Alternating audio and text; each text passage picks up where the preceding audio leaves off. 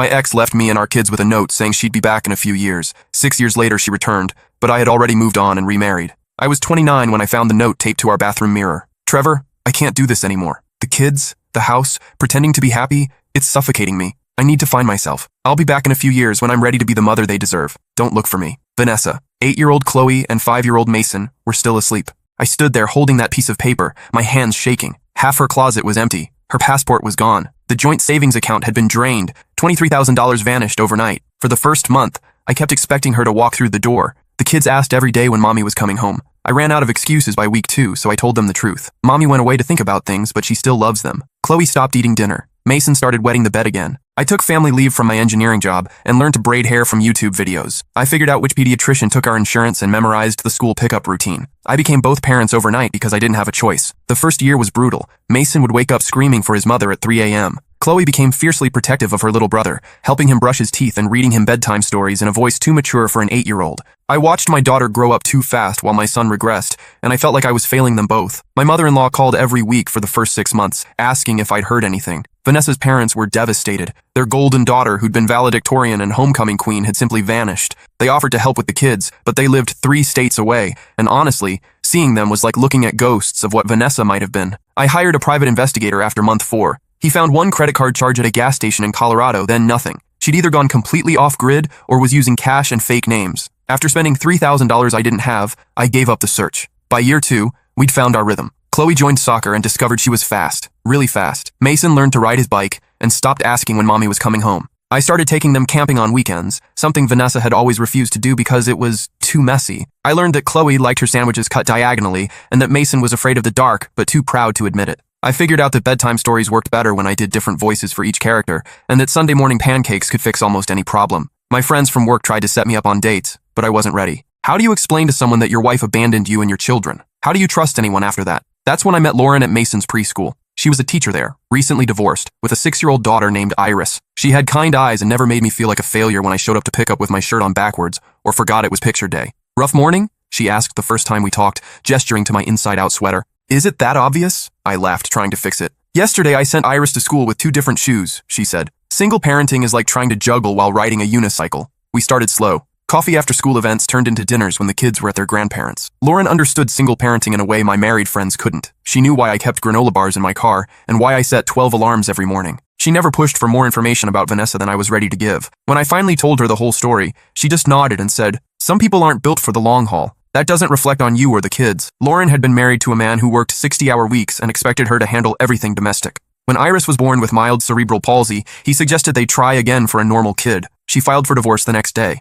I realized I was already a single parent, she told me. Might as well make it official. 3 years after Vanessa left, Lauren moved in with us. The kids adored her. She helped with homework without being asked and never tried to replace their mother, just filled the space Vanessa had abandoned. Iris fit perfectly into our chaos. She was quiet where Mason was loud, artistic where Chloe was athletic. The 3 kids became inseparable, building blanket forts and putting on elaborate plays in our living room. Lauren made our house feel like a home again. She painted the walls colors other than beige and hung pictures of our blended family everywhere. She taught Chloe how to French braid her own hair and showed Mason that cooking could be fun, not just a chore. We married last spring in our backyard. Chloe was my best woman, wearing a navy blue dress she'd picked out herself. Mason walked Lauren down the aisle, taking his job as ring bearer and protector very seriously. Even Vanessa's parents attended, which said everything about how they felt about their daughter's choices. "She's good for you," Vanessa's mother whispered to me during the reception, watching Lauren dance with all 3 kids. "The children are thriving." It was true. Chloe had made honor roll and was being scouted for the regional soccer team. Mason was reading above grade level and had stopped having nightmares months ago.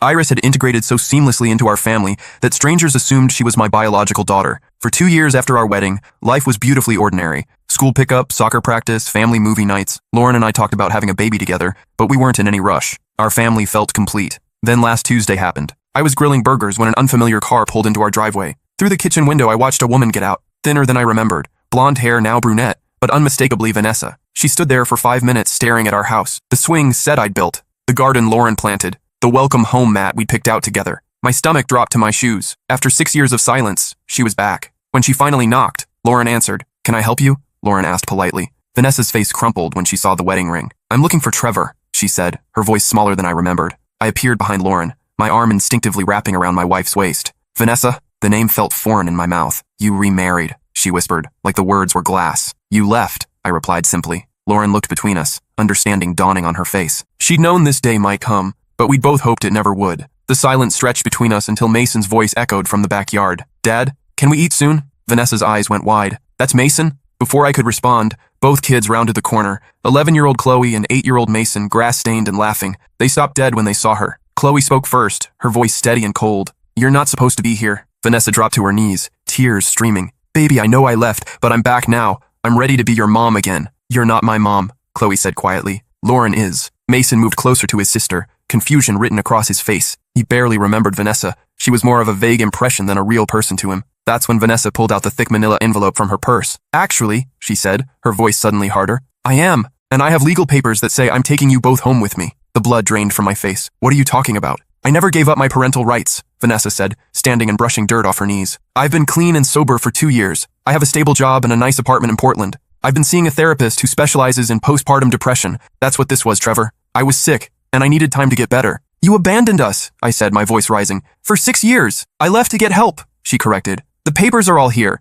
Medical records, employment verification, character references. I'm ready to be their mother now. Lauren's hand found mine, squeezing tightly. Chloe moved protectively in front of Mason. We don't want to go with you, Chloe said, her voice shaking but firm. This is our home. This is our family. Vanessa's face cracked. Sweetheart, I know this is confusing, but I'm your real mother. I carried you for 9 months. I was there when you took your first steps, said your first words, and then you left, Chloe interrupted. When I had the flu and almost had to go to the hospital. Where were you? When Mason broke his arm falling off his bike. Where were you? When I got my period for the first time and cried because I thought I was dying. Where were you? Each question hit Vanessa like a physical blow. I was getting better, she whispered. For you. For both of you. You were gone, Mason said suddenly, his voice small but clear. Lauren was here. Lauren helped me with my nightmares. Lauren taught me to tie my shoes. Lauren is my mom now. That's when Iris appeared from the backyard, looking for her mother. She took one look at the tent scene and moved to Lauren's side. What's happening, Mom? Iris asked. Vanessa's eyes narrowed when she saw the third child. Who is this? That's Iris, Mason said proudly. She's our sister. Your stepsister, Vanessa corrected sharply. Our sister, Chloe repeated firmly. The distinction hit Vanessa hard. In her absence, we hadn't just moved on. We'd created an entirely new family unit, one that didn't include her. I need to speak with you privately, Vanessa said to me. This conversation is inappropriate in front of the children. Lauren stepped forward. Actually, this conversation is inappropriate, period. If you have legal concerns, you should contact our attorney. Your attorney? Vanessa laughed bitterly. These are my children. I don't need permission to see my own kids. You do when you've been absent for 6 years, Lauren replied evenly. And you definitely do when you show up unannounced making demands. Don't lecture me about parenting, Vanessa snapped. You're nobody, a rebound who got lucky. I felt Lauren flinch beside me, but her voice remained steady. I'm the woman who held your son when he cried for his mother. I'm the woman who taught your daughter about periods and boys and self-respect. I'm the woman who has been here every single day for the past 4 years. Because I was sick, Vanessa shouted. I had postpartum depression that went undiagnosed for years. I was drowning, and I made the hardest decision of my life, to leave so I could get better and come back stronger. Postpartum depression doesn't last 8 years, Lauren said quietly, and it doesn't excuse abandonment. The kids had gone silent, watching this adult argument play out on their front lawn. Neighbors were starting to peer through windows. Can we please take this inside? I finally said. Vanessa shook her head. I'm not staying. I'm taking the kids tonight. Like hell you are, I said, all pretense of civility gone. Read the papers, Trevor. I've been in therapy for 2 years. I have a job, an apartment, references from doctors and employers. A judge will see that I've done the work to get better, and these children belong with their biological mother. They belong with the people who've been raising them, I said. People who didn't abandon them when things got hard. I didn't abandon them. I was protecting them from a mother who wasn't capable of caring for them properly. Would you have preferred I stayed and damaged them further? It was a fair point, and we both knew it. The Vanessa who'd left had been spiraling, sleeping until noon, forgetting to feed the kids, flying into rages over small things. I'd been working overtime to compensate, coming home to find the kids watching TV while their mother stared at the wall. But the alternative, leaving entirely, had damaged them too. You could have gotten help while staying, Lauren said. Therapy, medication, family support. You chose the nuclear option. I chose the only option I thought I had, Vanessa replied. And it worked. I'm better now. Are you? Chloe asked suddenly. Because you just showed up at our house after 6 years with no warning, demanding we come with you. That doesn't seem very better to me. Out of the mouths of babes. Vanessa's composure cracked. I know this isn't ideal, sweetheart. I should have called first, should have eased back into your lives. But when I saw the wedding announcement in the paper last year, and then found out about the new house, I panicked. I was afraid if I waited longer, I'd lose you forever. She'd been watching us. Somehow, that made everything worse. You lost us the day you left, Chloe said simply. No, Vanessa said desperately. No, that's not true. I never stopped being your mother. I thought about you every single day. I have pictures of you on my phone that I got from your grandmother. I know you made honor roll, Chloe. I know you scored the winning goal in the championship game. I know Mason loves dinosaurs and wants to be a paleontologist when he grows up. Information isn't love, Lauren said quietly. Being present is love. I wasn't capable of being present then, Vanessa said, but I am now. Prove it, I said. Not with papers or legal threats. Show us. Start with supervised visits. Let the kids get to know you again. Prove you're stable before you start making demands. Vanessa's lawyer face emerged. I don't have to prove anything. I have rights as their biological mother, and I have rights as their legal guardian, I countered. Rights I established when you disappeared without a trace. Her face went white. What do you mean? I mean I went to court 3 years ago and had you declared an absent parent. I have full legal custody. Your rights were terminated due to abandonment. It was a bluff, a complete lie. I'd considered it but never followed through, always hoping she might come back. But Vanessa didn't know that. You can't do that, she whispered. I already did. Check with the county courthouse if you don't believe me. Lauren squeezed my hand harder, recognizing the lie but supporting it. Then I'll petition to have them restored, Vanessa said, but she sounded less certain now. Good luck with that. You'll need to prove you've been in regular contact with the children, that you've been paying child support, that your absence was due to circumstances beyond your control. Can you prove any of that? The silence stretched. I have medical records, she said finally. Documentation of my depression and treatment. Oh, from 6 years ago? What about the 4 years of radio silence after that? What about the fact that you never called, never wrote, never sent a birthday card? I was respecting your request not to contact you. I never made that request. You wrote in your note not to look for you. You disappeared.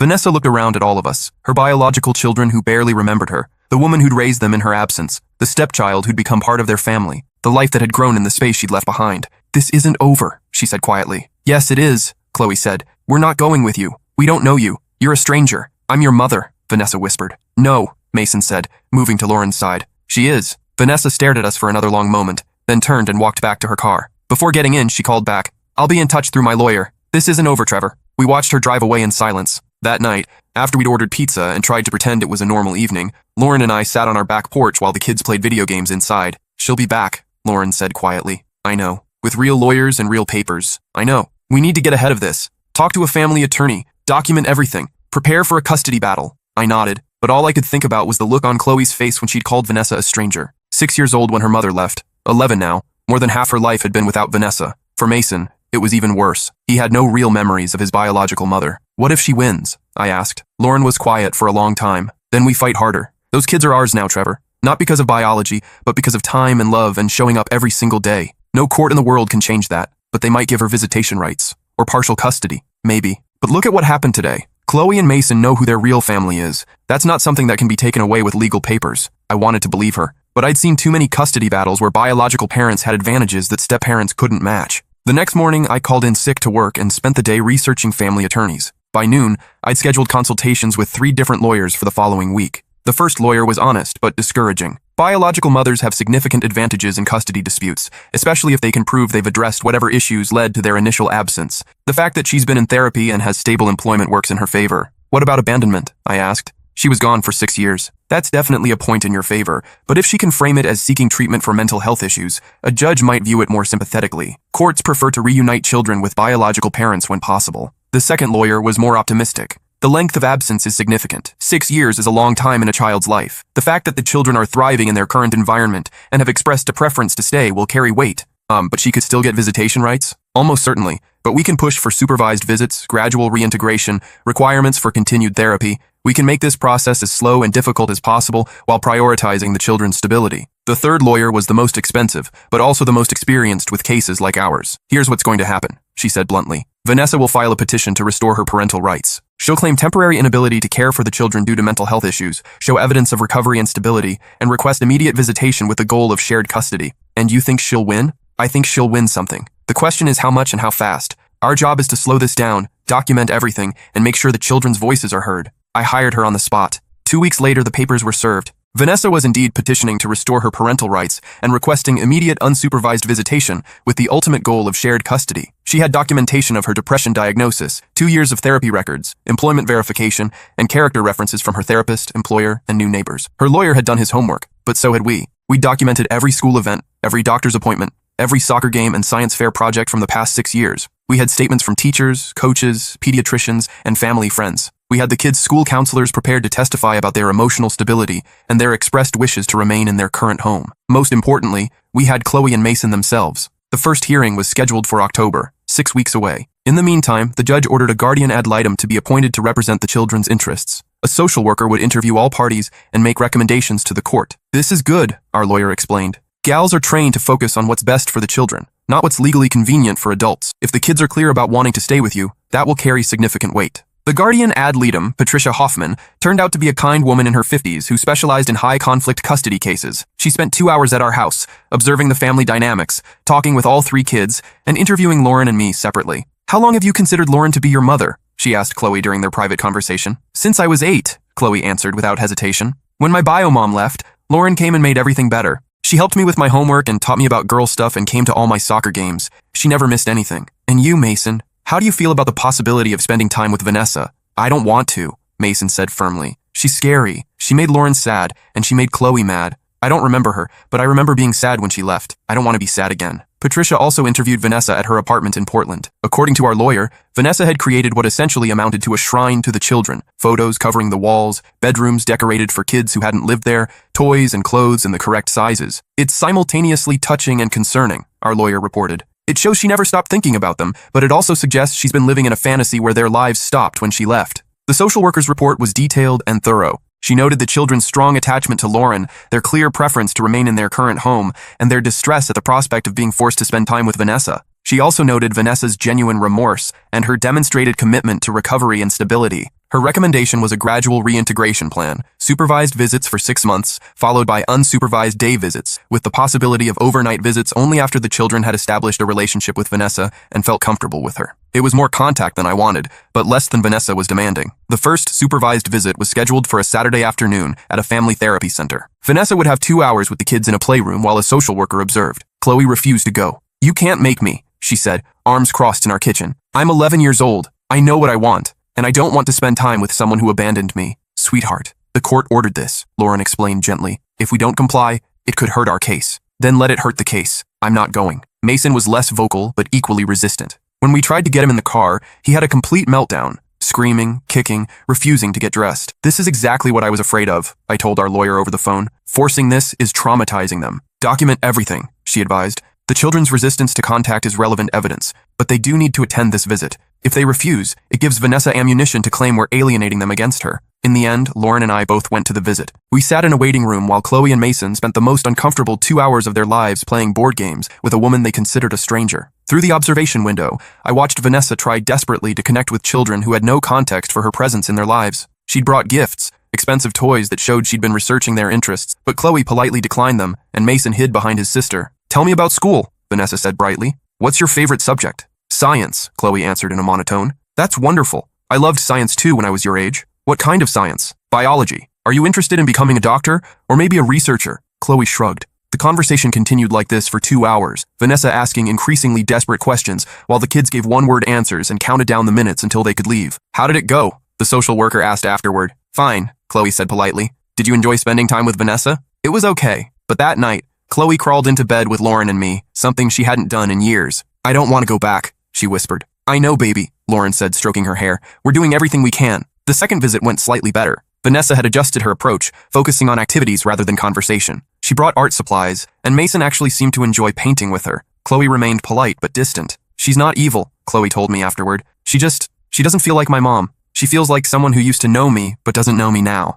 By the fourth visit, a routine had been established. The kids would go, spend 2 hours making polite conversation and doing supervised activities, then come home and need extra reassurance that they wouldn't be forced to leave us. "This is working," Vanessa told the social worker. "They're warming up to me. I think we're ready for unsupervised visits." "I disagree," our lawyer argued at the next hearing. "The children are complying with court orders, but they've shown no genuine enthusiasm for developing a relationship with Ms. Brennan. They consistently express anxiety before visits and relief when they return home." The judge reviewed the social worker's reports, which documented the children's ongoing resistance and their clear statements that they did not want their living situation to change. "I'm going to continue supervised visits for another 3 months, he decided. "At that point, we'll reassess based on the children's comfort level and their expressed preferences." It was a small victory, but a victory nonetheless. During those 3 months, something interesting happened. The forced visits actually strengthened the kids' resolve. Rather than gradually warming up to Vanessa, they became more articulate about why they wanted to stay with Lauren and me. "She keeps trying to give me stuff," Mason told the social worker. "But I don't want her stuff. I just want to go home. She talks about when I was little like she was there," Chloe said. "But she wasn't there. She doesn't know who I am now."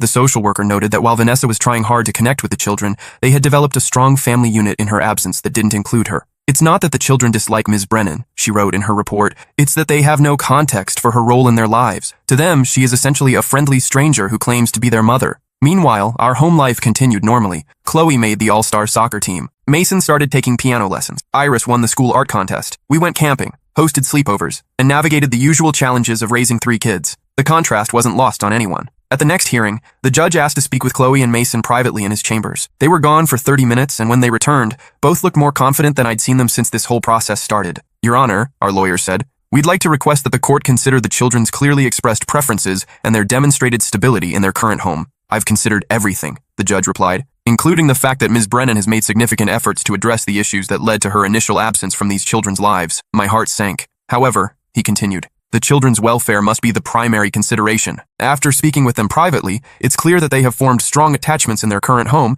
and that forcing them to develop a relationship with Ms. Brennan against their will would not serve their best interests. Your Honor, Vanessa's lawyer interjected, my client has constitutional rights as the biological mother, and those rights must be balanced against the children's well-being. The judge interrupted. Ms. Brennan, you've worked hard to get your life on track, and I commend you for that. But 6 years is a significant portion of these children's lives. They've bonded with other caregivers and expressed a clear preference to remain in their current home. He paused, reviewing his notes. I'm going to terminate the supervised visits. Ms. Brennan, you'll have the opportunity to send cards and letters to the children, which they can choose whether or not to read. If, when they reach the age of majority, they choose to develop a relationship with you, that will be their decision to make. Vanessa stood up abruptly. This is wrong. They're my children. No, the judge said firmly. They were your children. You made the decision to leave them. Mr. Phillips and Ms. Chen made the decision to raise them. The children have made the decision about where they want to live. The court will respect that decision. I thought Vanessa might collapse. She looked around the courtroom wildly, as if searching for someone who would advocate for her. You've poisoned them against me, she said to me. I've protected them from abandonment, I replied.